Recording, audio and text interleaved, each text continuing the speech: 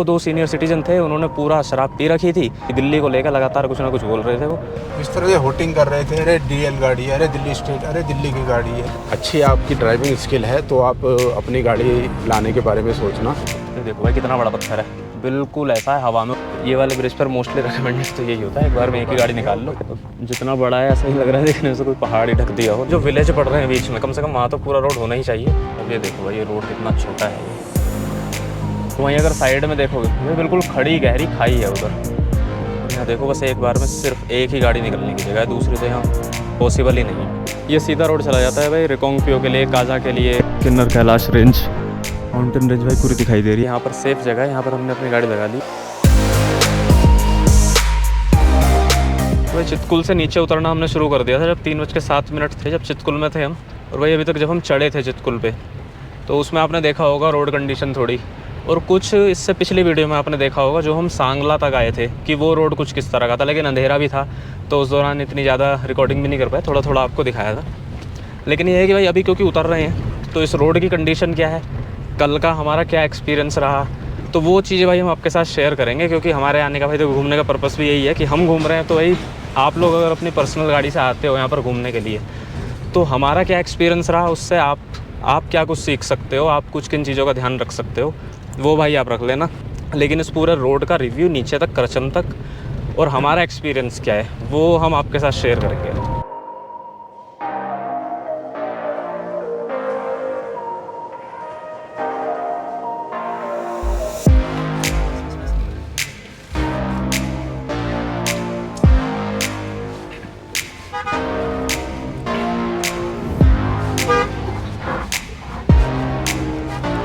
अभी भी यहाँ से गाड़ी मैंने निकाली, सामने से एक गाड़ी आ गई वैगनार और एक इधर मेरी गाड़ी थी।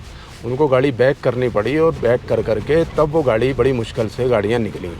तो ऐसी हालत है भाई, अगर आप जो है अच्छी आपकी ड्राइविंग स्किल है तो आप अपनी गाड़ी लाने के बारे में सोचना। अभी रास्ते में हमने गाड़ी रोक ली है, गाड़ी खड़ी है हमारी उधर आगे की तरफ, और यही रास्ता खैर जा रहा है नीचे सांगला के लिए।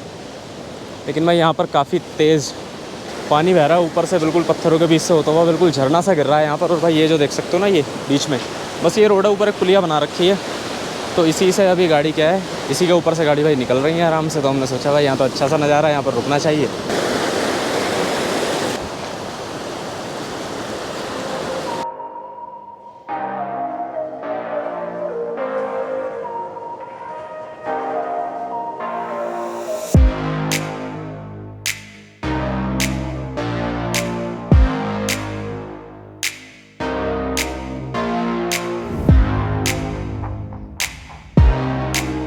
भाई सामने की तरफ रोड पर ही ऊपर की तरफ देखो, ऊपर एक पहाड़ बिल्कुल किस तरह रोड के ऊपर ही बिल्कुल लटका हुआ है। और खैर क्योंकि पत्थर के पहाड़ है, मोटी मोटी चट्टानें, तो उनका गिरने का ज़्यादा नहीं रहता, इसीलिए नीचे नीचे से काट के रोड बना दिया जाता है। ये देखो भाई कितना बड़ा पत्थर है, बिल्कुल ऐसा है हवा में। और बहुत सारे क्रैक भी हैं, मतलब ऐसा भी है पता कुछ नहीं, कभी गिरी जाए तो। लेकिन ये है फिलहाल। देखो भाई इस रास्ते की यूनिक चीज़ है काफ़ी।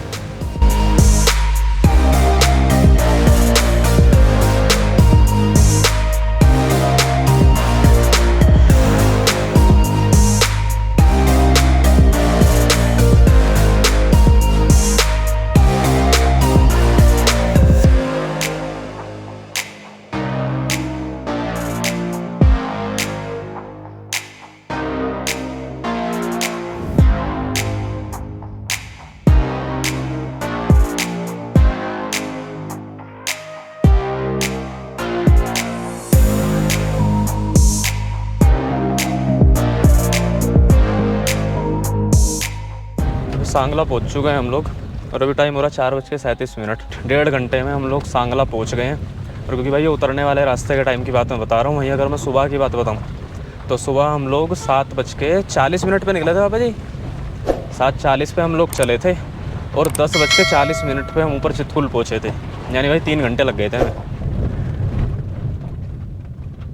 अब ये देखो भाई हम लोग अभी सांगला में ही चल रहे हैं, और सांगला कोई इतना छोटा भी गाँव नहीं है, ठीक ठाक घर है यहाँ पर, काफ़ी सारी दुकानें हैं, काफ़ी होटल रेस्टोरेंट वगैरह बने हुए हैं। लेकिन उसके बावजूद भी उसके अंदर भी पूरा प्रॉपर रोड नहीं बना हुआ है। एटलीस्ट कम से कम जो मेन जो विलेज पड़ रहे हैं बीच में, कम से कम वहाँ तो पूरा रोड होना ही चाहिए।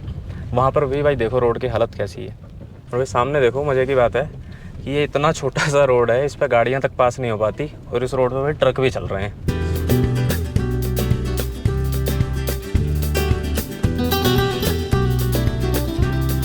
ये देखो पीछे बस वाला तो रुक गया, शीशे में दिखा देता हूँ आपको। ऐसे ही हम भी रुक गए थे क्योंकि भाई जिस तरह के ये ब्रिज यहाँ पर ये बने हुए हैं बिल्कुल लोहे की शीट डाल के, ये वाले ब्रिज पर मोस्टली रिकमेंडेड तो यही होता है एक बार में एक ही गाड़ी निकाल लो। लोड कैपेसिटी इस ब्रिज की देखो यहाँ पर लिखा हुआ 30 टन है बस।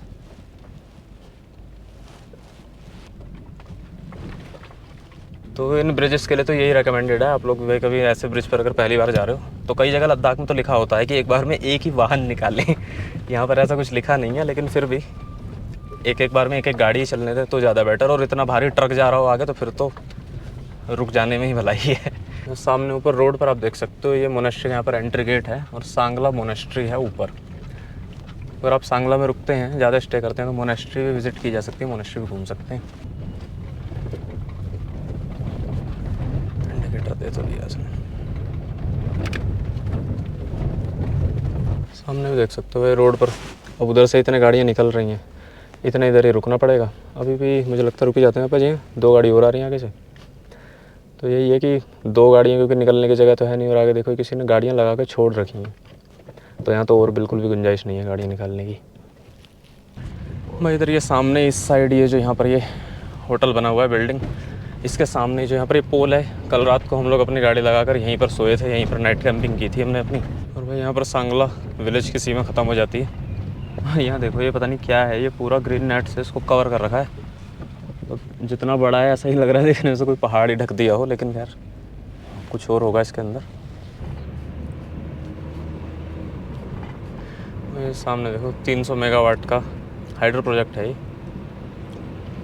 और जहाँ तक ये हाइड्रो प्रोजेक्ट वाली रेंज आ जाती है, जैसे नीचे भी आ गई थी जब शुरू में जब हम करचम से चलना आपने शुरू ही किया था। अब ये देखो भाई ये रोड कितना छोटा है ये।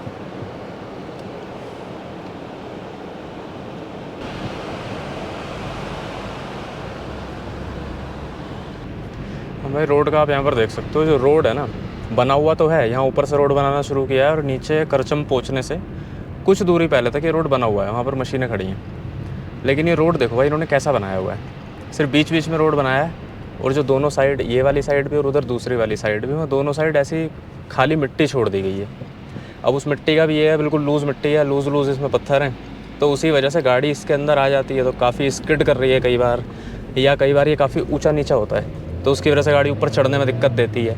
तो इसको या तो ये पूरा साइड तक बनाया जाना चाहिए था ताकि 2 गाड़ियाँ आराम से इसमें पास हो जाएं। अब ये है कि एक गाड़ी तो निकल जाएगी, लेकिन अगर सामने से दूसरी गाड़ी आ जाती है तो फिर वही है, साइड में गाड़ी को भाई बिल्कुल दबाना पड़ता है। तो इसी रास्ते पर भाई अभी हम रुक गए हैं। साइड में कैसा एरिया बना रखा है व्यू पॉइंट टाइप, और यहाँ पर ये बहुत सारे खैर बेंच वगैरह लगे हैं। तो हमने कहा चलो भाई एक बार चलते हैं, देख कर आते हैं कि यहाँ से कुछ किस तरह का नज़ारा देखने के लिए मिलेगा।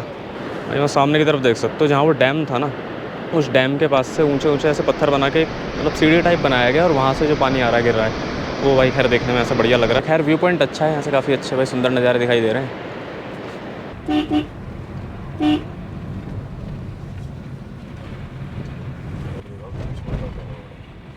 भाई इधर आप देख सकते हो सांगला से नीचे उतर रहे हैं हम लोग करचम के लिए, और कितना छोटा सा रोड है ये। और वहीं अगर साइड में देखोगे भाई बिल्कुल खड़ी गहरी खाई है उधर। भाई इस साइड यहाँ पर देखो, यहाँ कितना सा रास्ता है, बिल्कुल ऊपर से पहाड़ काट रखा है। और यहाँ देखो बस एक बार में सिर्फ एक ही गाड़ी निकलने की जगह है, दूसरी तो यहाँ पॉसिबल ही नहीं है। भाई कल रात में जब हम आ रहे थे तो यहाँ पर बहुत लंबा जाम लगा हुआ था। क्योंकि भाई कल का एक्सपीरियंस हमारा थोड़ा ऐसा ही रहा था। एक रीज़न ये भी था हमारा कि हम सांगला में रुक गए थे क्योंकि अंधेरा भी था, और दूसरी चीज़ थी जिस तरह से यहाँ के ड्राइवर यहाँ पर ड्राइविंग कर रहे थे। क्योंकि जब कल हम आ रहे थे तो जैसे ये दिख रहा है ना, ये रोड जो है, ये रोड जितना पक्का बना हुआ है उसके साइड में जो मिट्टी वाला एरिया है, कई जगह वो थोड़ा ऊंचा नीचा होता है, यानी रोड ज़्यादा ऊंचा बना हुआ है, मिट्टी ज़्यादा नीचे है, और मिट्टी के अंदर गाड़ी स्किड भी होती है काफ़ी। अब उसकी वजह से क्या हुआ, सामने से एक गाड़ी आई, बोलेरो पिकअप थी शायद वो, और उसके अंदर उसने बिल्कुल हाई बीम पे गाड़ी की हुई थी और वो तेज़ी से उसको आगे ले आया। अब वो तो ऐसे ढलान पे उतर रहा था, हम उधर से चढ़ाई पर थे, हमारी गाड़ी चढ़ाई पर थी आगे।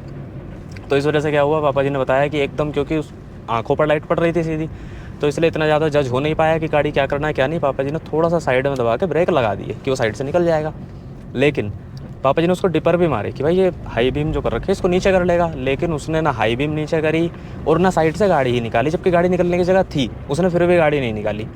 तो हमने सोचा कि ठीक है भाई नई जगह होगी, नहीं निकाल पा रहा वो, हम थोड़ी सी रिवर्स कर लेते हैं। तो गाड़ी क्योंकि ये पक्का जो ये रोड है इससे थोड़ा नीचे उतरी हुई थी वहाँ मिट्टी की साइड, तो एक तो मिट्टी में गाड़ी थोड़ी स्किड हो रही थी क्योंकि बिल्कुल लूज़ मिट्टी है यहाँ पर, बिल्कुल ढीली, ऐसा नहीं है कोई टाइट ठोस सतह नहीं है, बिल्कुल ढीली मिट्टी, ढीले पत्थर वगैरह सब कुछ ऐसे ही पड़े हैं, तो हल्की स्किड हो रही थी, पीछे जगह कम थी और थोड़ा उठा हुआ था।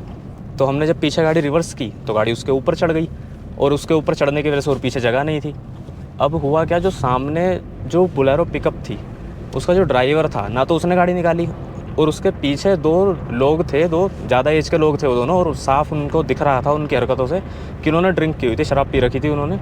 और भाई जो आजकल काफ़ी लोग रील्स वगैरह में डाल रहे हैं ना कि भाई हिमाचल के अंदर कोई दिल्ली की गाड़ी आ रही है, हरियाणा की गाड़ी आ रही है, तो लोग भाई हिमाचल के लोग उनके साथ अच्छे से बिहेव नहीं कर रहे, या उत्तराखंड के अंदर भी ऐसा ही हो रहा है, और इनकी गाड़ियाँ दिल्ली में जा रही हैं तो कई लोग वीडियो बना रहे हैं कि भाई हम आपको दिल्ली में नहीं आने देंगे, हम भी नहीं घुसने देंगे। तो इस तरह के भी खैर लोग जो ये चीज़ें चल रही हैं, हालांकि पहली बात तो सही नहीं है दोनों ही तरफ से, चाहे दिल्ली के लोग कर रहे हैं, चाहे हिमाचल के कर रहे हैं, चाहे उत्तराखंड की साइड के कर रहे हैं, कहीं भी कर रहे हैं, क्योंकि भाई बाबा साहब ने कहा है कि हम सबसे शुरू में और सबसे आखिरी में हम सिर्फ भारतीय हैं। हम अपने आप को ऐसे दिल्ली, यूपी, उत्तराखंड, राजस्थान, महाराष्ट्र, पंजाब में बांटने लगे अगर, तो भाई देश में एकता कैसे रहेगी, कैसे यूनिटी बनेगी। तो खैर उसके अंदर जो वो 2 सीनियर सिटीजन थे उन्होंने पूरा शराब पी रखी थी, और वो लगातार जब तक हमारी गाड़ी पीछे आगे पीछे हम कर रहे थे वो लगातार हुटिंग कर रहे थे, पता नहीं वो क्या क्या बोल रहे थे कि अरे दिल्ली की गाड़ी, अरे डीएल आगे करो, अरे पीछे करो, गाड़ी निकलेगी। अरे भाई जब इतना छोटा रोड है तो उस पर थोड़ा टाइम लगेगा ना, 1 मिनट के लिए रुक जाओ, गाड़ी हम पीछे कर लेंगे। लेकिन वो लगातार हुटिंग कर रहे थे, और गाड़ी पापा जी ने थोड़ी सी और पीछे करी, तो पीछे जगह कम थी तो मैं उतर गया गाड़ी से कि ठीक है देखता हूँ, और पीछे गाड़ी जितना हो पाएगी उतना कर लेंगे। अब भाई क्योंकि मैं भी उतर गया गाड़ी से तो आगे का थोड़ा वेट और कम हो गया, गाड़ी का जो अगला वाला मेरी साइड का टायर था वो हल्का सा हवा में आ चुका था, अब मैं उतर के गया तो और ज़्यादा हवा में आ गया। अब गाड़ी ना पीछे जाए ना आगे आए, क्योंकि एक ही फ्रंट व्हील ड्राइव है हमारी गाड़ी, जो है फ्रंट व्हील में पावर है इसमें, तो सिर्फ एक ही पहिए पे पावर थी गाड़ी की। अब एक ही पहिए पावर थी तो भाई ना गाड़ी आगे जा रही थी ना पीछे जा पा रही थी, तो इस वजह से वहाँ पे बहुत समस्या हुई। वहाँ पे बिल्कुल टायर पूरा स्किड हो गया, काफ़ी धूल उड़ गई, और वो जो पीछे 2 थे उसके अंदर 2 लोग थे जिन्होंने पूरी शराब पी रखी थी, उनको ये नहीं पता था वो क्या बोल रहे हैं क्या नहीं, कहाँ खड़े हैं, फुल नशे में थे वो। तो वो लोग लगातार हुटिंग कर रहे थे, लगातार कुछ ना कुछ बोल रहे थे, और स्टेट को लेकर ऐसे ही दिल्ली को लेकर लगातार कुछ ना कुछ बोल रहे थे वो। खैर हमने उनकी बातों को ज़्यादा ध्यान नहीं दिया, हमने इग्नोर किया कि चलो छोड़ो, हम घूमना है, हम यहाँ भाई किसी से लड़ने उलझने के लिए तो आए नहीं हैं, तो इसलिए हमने ज़्यादा ध्यान नहीं दिया। लेकिन भाई अब दूसरी चीज़ भी है, हर तरफ लोग अच्छे भी होते हैं। तो एक भाई थे वो उसी गाड़ी के अंदर बैठे थे जो गाड़ी आगे थी, ड्राइवर तो उस गाड़ी का भी ठीक नहीं था क्योंकि उसने गाड़ी नहीं निकाली जबकि जगह थी, लेकिन एक भाई और थे जो उस गाड़ी में थे, वो भी हिमाचल के थे, वो थोड़े ठीक थे, वो उतरे, उन्होंने कोई ड्रिंक वगैरह भी नहीं की हुई थी, वो उतरे आए, उन्होंने कहा कि थोड़ा गाड़ी में पुश करते हैं, धक्का लगा के आगे कर देते हैं और फिर निकल जाएगी। हमने कहा ठीक है, तो हमने थोड़ा सा गाड़ी में धक्का लगाया, हल्की सी गाड़ी आगे करी, और गाड़ी एग्जैक्ट लगभग उसी पोजीशन में थी जिसमें पापा जी ने सबसे शुरू में गाड़ी छोड़ी थी।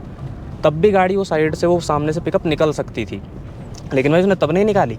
और जब हमने धक्का वगैरह लगा के गाड़ी आगे करी और लगभग वहीं पहुंचा दी गाड़ी जहां सबसे शुरू में थी, उसके बाद वो गाड़ी निकाल कर ले गया। तो यानी वो जानबूझकर भाई हमसे उलझना चाह रहा था। तो इसी वजह से ये वाला जो रोड था इस पर हमारा एक्सपीरियंस अच्छा नहीं रहा। तो यही रिकमेंड इसमें करना चाहेंगे कि भाई अगर आप अच्छे ड्राइवर हो तो ही आप अपनी गाड़ी लेकर इस रोड पर आएँ, अदरवाइज़ तो आप किसी जो किराए की गाड़ियाँ होती हैं या फिर जो टूर पैकेजेस वगैरह होते हैं आप वो लेकर आएंगे तो वो ज़्यादा अच्छा है, अगर आप बहुत अच्छे से ड्राइविंग नहीं कर पाते हैं तो।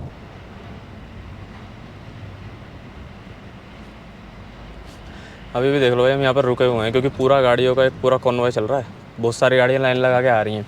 अब यहाँ से थोड़ा सा आगे तक तो हम निकाल देंगे, 2 गाड़ी एक साथ आ जाएंगे, लेकिन जहाँ वो पोल लग रहा है उस पोल के पास से 2 गाड़ियाँ निकलना बहुत मुश्किल है, और फिर वहाँ पर फंस जाएंगी गाड़ी, और उस पोल से आगे भाई हमारा इधर दबाने की जगह भी नहीं है।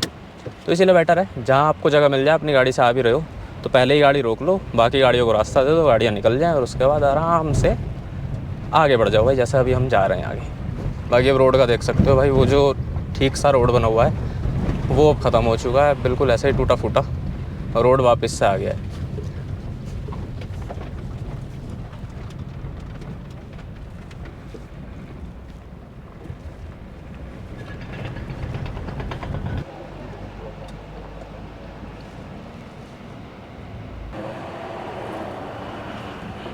और भाई ये जो बस आप देख रहे हो इस पर लिखा है दिल्ली सांगला, भाई बस दिल्ली से सांगला जा रही है भाई चंडीगढ़। भाई देखो काफ़ी ऊपर से तो हम उतरते आ रहे थे ना, तो सामने से इतनी गाड़ियाँ जब तक नहीं आ रही थी तो काफ़ी हद तक रास्ता जल्दी जल्दी कवर हो गया, लेकिन अब देखो लगातार आगे से गाड़ियाँ आ रही हैं तो भाई 2 गाड़ियाँ साइड बाय साइड आप इस रोड पर निकाल ही नहीं सकते। देखो भाई उधर की गाड़ियाँ अभी रुकी हुई हैं क्योंकि अब इधर से ट्रैफिक चलने लगा। उनको जगह मिली, अब वो लोग निकलने लगे। नहीं, कल वो जो हमें ड्राइवर मिला था ना, जब हमारी गाड़ी वहाँ, हालांकि मैंने बिल्कुल सही लगाई थी, जितनी जगह थी मैंने पूरी दबा दी थी गाड़ी में, उससे ज़्यादा वहाँ गुंजाइश ही नहीं थी। लेकिन उसके बाद भी वो ड्राइवर भी और उसमें और जो वो 2 शराबी बैठे थे वो भी इस तरह से होटिंग कर रहे थे, अरे DL गाड़ी है, अरे दिल्ली स्टेट, अरे दिल्ली की गाड़ी है। अरे भाई क्या इस तरह से तुम इस तरह की बातें कर करके, हम ना दिल्ली के हैं, हम ना हिमाचल के, हम भारत के हैं भाई। भारत हमारा देश है, हम सब भारत के। तुम इस तरह से स्टेट में बांटोगे लोगों को और आपस में तुम इस तरह से फूट पैदा करोगे। अगर किसी से गलती हो रही है या कोई मतलब उतना एक्सपर्ट नहीं है तो उसको तुम मदद करो। अब वो दूसरा भाई था, एक और था, वो पीछे पिकअप में था, वो भी तो उतर करके आया, उसके अंदर अच्छी करुणा की भावना थी, वो उतर करके आया। उसने कहा कि थोड़ा सा मैं इधर से पुश करता हूँ, धक्का लगाता हूँ, आप हल्का सा बैक करो। अब मेरे पास पीछे बैक करने की जगह ही नहीं थी, क्योंकि पीछे बैक में वो साइड में पहाड़ का पत्थर बिल्कुल अड़ रहा था। अगर मैं और बैक करता तो पीछे वो मेरी गाड़ी डैमेज होती उसमें। तो ऐसा नहीं है जैसे वो मतलब जिस तरह से वो बदतमीज़ लोग थे, तो वो अच्छे लोग भी हैं। वो भी हिमाचल का था, वो भी हिमाचल के थे, लेकिन अच्छे और बुरे का हिमाचल का, दिल्ली का, यूपी का, उत्तराखंड का उससे कोई लेना देना नहीं है। अच्छे लोग सब जगह होते हैं, उसका स्टेट से इससे उससे कोई लेना देना नहीं है। हमें मतलब यही अपनी भावना हमेशा रखनी चाहिए कि हमारी वजह से किसी को तकलीफ ना हो। और विशेष रूप से जो समस्या ज़्यादा है, जो कमर्शियल जो ड्राइवर हैं उनके साथ में समस्या ज़्यादा है। थोड़ा सा आगे चलते हैं तो इतना हॉर्न मारते पीछे से आ करके, फिर उनको साइड तुरंत चाहिए, पता नहीं कहाँ जाना है उनको, चांद पे जाना है, क्या करना है। तो भाई खैर अभी हम लोग वापस सांगला से नीचे उतरते हुए जो करचम वाला जो एरिया है, हम लोग वहाँ पर आ गए हैं और बस आगे करचम ब्रिज आने वाला है। एक तो ब्रिज ये वाला पड़ता है जिसे हम क्रॉस कर रहे हैं, लेकिन अभी इससे और राइट हैंड साइड आगे की तरफ बढ़ेंगे तब करचम ब्रिज आ जाएगा। लेकिन ये है जहाँ तक कि भाई डैम का प्रोजेक्ट है वहाँ तक तो रोड देखो अच्छे हैं, वहाँ तक रोड ठीक है, कोई दिक्कत नहीं है, चौड़ा भी है। लेकिन जैसे ही ये रास्ता ख़त्म होता है बस उसके बाद वो सिंगल रोड शुरू हो जाता है बिल्कुल। तो वही मेरे सामने आप देख सकते हो आ गए हम लोग करचम ब्रिज पर।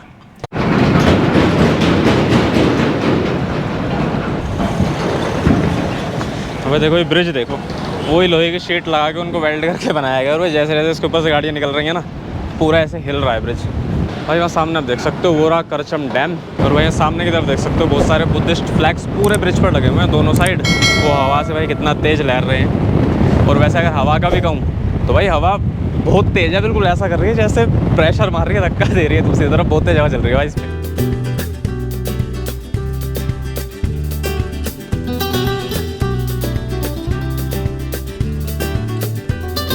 अभी तो रोड का मैं आपको बता देता हूँ थोड़ा सा। जो इधर वाला रोड आ रहा है शिमला से रोड आ रहा है, और शिमला से रोड आने के बाद ये जो सीधा रोड निकल जाता है, ये सीधा रोड चला जाता है भाई रिकोंगपियो के लिए, काजा के लिए, नाको टाबू, पूरा स्पीति वैली के लिए। और वहीं अगर यहाँ से आप इस रोड से इधर राइट हैंड साइड मुड़ जाते हैं तो ये जो करचम ब्रिज है, इस करचम ब्रिज से आगे जाके बस आप लेफ़्ट मुड़ेंगे और वो ये रास्ता इधर से सीधा चला जाता है सांगला के लिए और चितकुल के लिए। तो अभी करचम से जो रास्ता मैंने आपको दिखाया था सीधा जा रहा है, उसी रास्ते पर हम लोग अभी आगे बढ़ गए हैं रिकोंगपियो कल्पा के लिए। और यहाँ करचम डैम से हमने लगाया तो दिखा रहा है 30 किलोमीटर दिखा रहा है और 1 घंटा 8 मिनट का रास्ता बता रहा है। और वहीं अगर करचम डैम तक पहुँचने का मैं आपको बता दूँ तो भाई सुबह दोपहर में 3:07 पे हम लोग निकल गए थे चितकुल से, और यहाँ पर 5:30 बजे हम आ गए, यानी 2.5 घंटे में हम चितकुल से करचम डैम तक आ गए। तो भाई जब उतरने की बात करें तो उतरने में तो रास्ता काफ़ी जल्दी कवर हो गया, लेकिन अगर चढ़ने की बात करें तो मानकर चलो कि नीचे करचम डैम से ऊपर चितकुल तक पहुँचने में कम से कम 4 घंटे का टाइम लग जाता है। तो भाई जो ये करचम डैम जो यहाँ पर है पूरा प्रोजेक्ट, उसका देखो भाई कितना ऊंचा है कि पहाड़ में पूरा एक स्ट्रक्चर खड़ा किया गया है। इस रोड पर पहाड़ देखो भाई आप लोग, बिल्कुल काफ़ी मोटे मोटे मजबूत चट्टान वाले पत्थर वाले पहाड़ हैं। और भाई उन पहाड़ों को देखो कैसे बिल्कुल सीधा ऊपर तक काट रखा है, और उस पहाड़ को काट कर यहाँ पर ये रोड बनाया हुआ है। तो खैर रोड तो अच्छा बना है, लेकिन भाई पहाड़ जो हैं जिस तरह से काटे गए हैं वो देखने में एक यूनिक चीज़ है।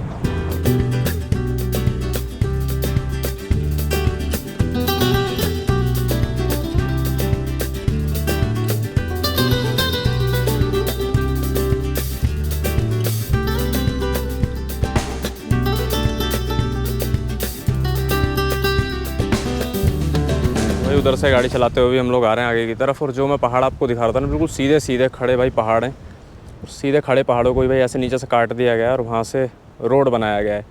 लेकिन ये है इन पहाड़ों को भाई अगर ऊपर तक भी देखो कितने ऊंचे ऊंचे कितने विशाल पहाड़ हैं। और अभी खैर गाड़ी हमारी यहाँ पर इस साइड खड़ी है, ये वाला पहाड़ भाई मैं आपको दिखाता हूँ, देखो तो कितना ऊंचा पहाड़ है ये। और वहीं अगर इसके दूसरे साइड सामने वाली साइड भी दिखाऊँ तो भाई सामने की तरफ भी देखो, वहाँ नीचे बह रही है नदी, उधर रोड है और वहाँ से देखो भाई कितना ऊंचा पहाड़ है।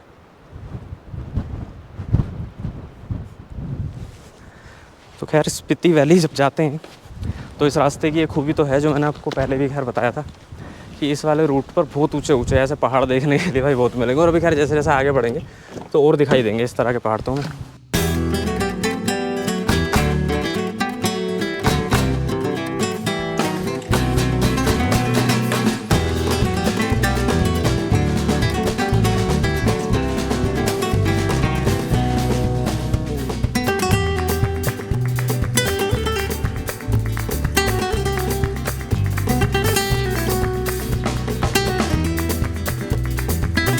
इतना भाई इतना खड़ा पहाड़ है, उसके ऊपर से रोड निकाला हुआ है और ऊपर देखो भाई कितने ऊंचे ऊंचे पहाड़ हैं। मज़ेदार चीज़ है ना बहुत ऊंचे ऊंचे पहाड़ है भाई यहाँ पे, बहुत ही ज़्यादा। नाट भी यूँ ऐसे टेढ़ी हो जाती है इन्हें देखने में।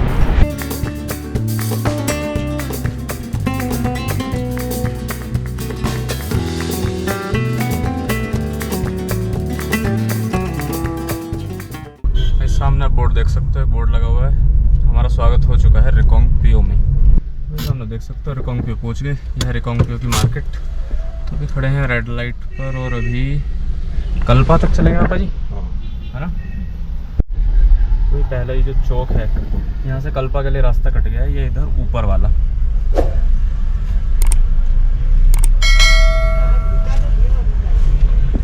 और वही ऊपर वही किन्नर कैलाश रेंज भी है। हालांकि अभी तो हम नीचे है ना रिकोंगपियो में। अभी जैसे जैसे हम ऊपर कल्पा पहुंच जाएंगे तो भाई कल्पा को सबसे बेस्ट प्लेस माना जाता है किन्नर कैलाश माउंटेन रेंज को देखने के लिए। वहाँ से सबसे बेस्ट व्यूज मिलते हैं। नीचे रिकोंगपियो से जहाँ से ऊपर के लिए कट आ रहा था कल्पा के लिए, वहाँ से भी गूगल पर चेक किया 9 किलोमीटर दिखा रहा है और लगभग 25 मिनट का रास्ता दिखा रहा है।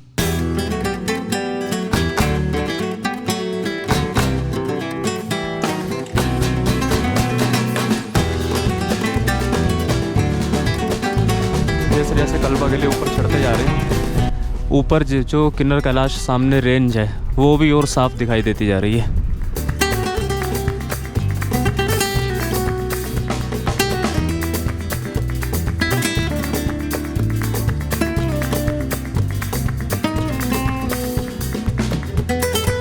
तो कल्पा हम पहुंच चुके हैं और खैर जैसा बताया था भाई लगातार चढ़ ही रहे थे तो कल्पा हाइट पर है। अभी यहाँ पर देखते हैं कि गाड़ी वगैरह लगाने का कोई सिस्टम मिलता है तो, वरना हमने नीचे भी 1-2 पॉइंट देखे। अगर ऊपर कोई हिसाब नहीं बना तो फिर हम गाड़ी लेकर वापस नीचे उतर जाएंगे और कल मॉर्निंग में फिर से वापस ऊपर आ जाएंगे। तो अभी गाड़ी फ़िलहाल हम यहाँ लगा रहे हैं, कोई अंकल बता रहे हैं ऊपर जो रास्ता जा रहा है वहाँ पर है पार्किंग। तो पापा जी गाड़ी अभी यहीं रोक रहे हैं क्योंकि भाई रास्ता देखो कितना पतला है, सामने से कोई गाड़ी आए दिक्कत होगी। तो इसीलिए मैं पहले ऊपर जाके देख कर आता हूँ कि वहाँ कुछ हिसाब है भी या नहीं, और उसके बाद फिर गाड़ी लेकर ऊपर चले जाएंगे। तो इधर तो सीधा ऊपर आने के बाद रास्ता जा रहा है आगे जो एक मंदिर बना हुआ है वहाँ की तरफ। खैर काफ़ी फेमस है, जो भी रिकोंगपियो के फ़ोटो वगैरह आपने देखे होंगे वहीं के दिखते हैं। और ऊपर पूरा किन्नर कैलाश रेंज दिख रही है।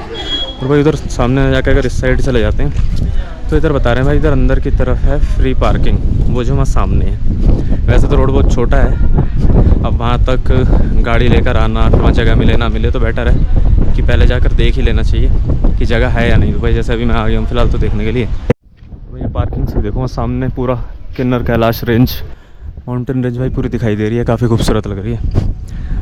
और जैसा भी आपको दिख रहा है ना सूरज की वजह से जो गोल्डन उसके ऊपर शेड आ रहा है, तो इसका ऐसे ही बताया जाता है जैसे जैसे पूरे दिन भर में जैसे जैसे धूप पड़ती है इसके ऊपर, तो धूप के हिसाब से अकॉर्डिंगली धीरे धीरे अपना पहाड़ के जो कलर हैं उसके उनमें शेड्स में भी काफ़ी फ़र्क देखने के लिए मिलता है। तो भाई शाम के तो भी देख लीजिए, सुबह के कल सुबह दिखा देंगे। तो भाई अभी कल्पा से हम ज़रा सा नीचे आए बस 500-700 मीटर, और यहाँ पर आके एक जगह हमें दिखी, यहाँ पर सेफ़ जगह है, यहाँ पर हमने अपनी गाड़ी लगा ली। और ये जो इधर ये बिल्डिंग देख रहे हो भाई ये पूरा ये फॉरेस्ट डिपार्टमेंट की बिल्डिंग है, उन्हीं का लैंड है ये पूरा।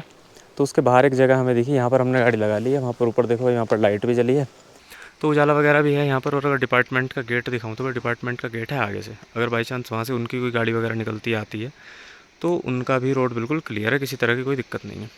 और गाड़ी की जो इधर वाली साइड है, गाड़ी के इस साइड है भाई काफ़ी स्पेस, तो अपना जो खाना वगैरह है वो हम लोग आज रात को अपना यहीं पर बना लेंगे, और खाना वगैरह बना खाने के बाद बस आराम से यहीं पर गाड़ी में सो जाएंगे। तो भाई इधर आप देख सकते हो अभी हमने खाना बनाना शुरू कर दिया है, सामान वगैरह कुछ कुछ बाहर निकाल लिया, थोड़ा बहुत है अभी उसे भी निकालते हैं। और आज भाई हम लोग खाने में बनाने वाले हैं दाल चावल। तो दाल चावल की अभी फ़िलहाल पापा जी तैयारी शुरू कर रहे हैं, लेकिन भाई अभी पे देख सकते हो थोड़ा लाइट का हिसाब मेरा ठीक नहीं बन पा रहा, तो इसीलिए वैसे टॉर्च में हाथ में पकड़ के खड़ा हूँ फ़िलहाल उजाला दिखाने के लिए। तो भाई सामने देखो, अभी लाइट का जुगाड़ ऐसे करा है कुछ ऊपर गाड़ी के गेट के अंदर हमने लाइट को फंसा दिया है, तो उससे फ़िलहाल अभी यहाँ पर पूरा प्रॉपर उजाला आ रहा है।